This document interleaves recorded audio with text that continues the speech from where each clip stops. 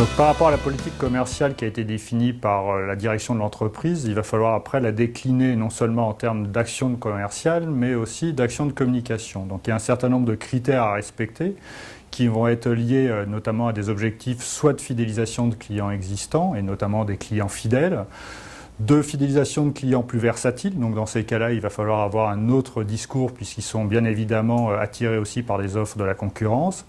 Et par rapport à cette politique commerciale où généralement il y a un aspect de prospection qui est importante pour élargir le portefeuille client,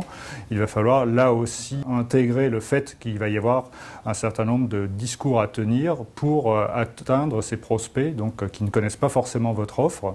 ou qui sont susceptibles d'utiliser des offres exclusivement de la concurrence. Donc là, il va falloir bien poser les moyens d'approche par rapport à cette politique commerciale et donc déterminer les vecteurs que nous allons définir un petit peu plus loin dans cet échange.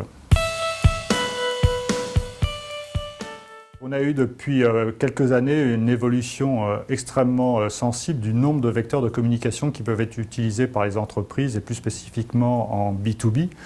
Donc si on remonte à quelques années, on se contentait d'exposer dans des salons professionnels, de faire une plaquette de présentation, quelques notices techniques. Et aujourd'hui, avec l'ère de l'Internet, il devient absolument prioritaire d'avoir un site Internet et bien évidemment que ce site soit référencé, attractif et bien positionné.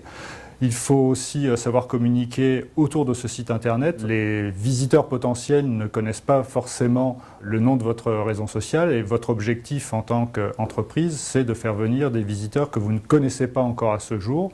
Donc autour de ce site, il faut bâtir toute une politique de communication à travers de l'emailing, du mailing papier qui reste encore d'actualité,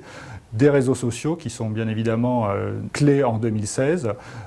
du microblogging et une présence dans les réseaux business. Donc aujourd'hui, le bouche à oreille reste encore un élément clé de la communication et il est fondamental que les personnes qui représentent l'entreprise dans ces réunions de réseaux sociaux business maîtrisent parfaitement le discours de valorisation de l'entreprise. Donc aujourd'hui, on est sur à la fois du numérique et sur du présentiel et il faut travailler sur ces deux vecteurs principaux qui sont parfaitement complémentaires l'un de l'autre.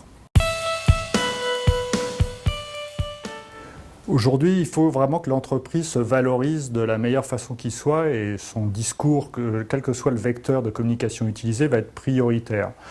Donc déjà, première chose, il faut que tous les acteurs de l'entreprise s'approprient ce discours en ayant fait un travail en amont sur lequel j'insiste beaucoup, qui est un tableau qui se monte à travers 3 colonnes, qui sont les caractéristiques de l'entreprise, de ses produits, de ses services, les avantages que procure l'entreprise elle-même, son organisation, ses produits, ses services, de façon prioritaire, les preuves des avantages qui sont mis en avant. Donc ça, c'est un travail amont qui prend du temps, qui peut être fait en collaboratif avec l'ensemble du personnel de l'entreprise dans le but de valoriser l'entreprise, valoriser son offre et la différencier.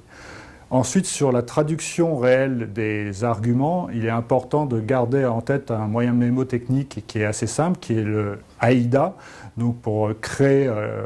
l'attention, l'intérêt, le désir et provoquer l'acte d'achat. Donc c'est extrêmement important de conserver en tête ces aspects dans la rédaction des textes dans ces outils de communication, que ce soit un emailing, que ce soit les textes de ces sites internet, même si l'aspect référencement naturel aussi est fondamental pour le site internet, comme dans les discours de présentation des réunions réseau où on a en général entre 1 minute 30 et 2 minutes pour se présenter et où il faut que les personnes qui représentent l'entreprise aient un discours percutant et clair et qui se soit parfaitement approprié.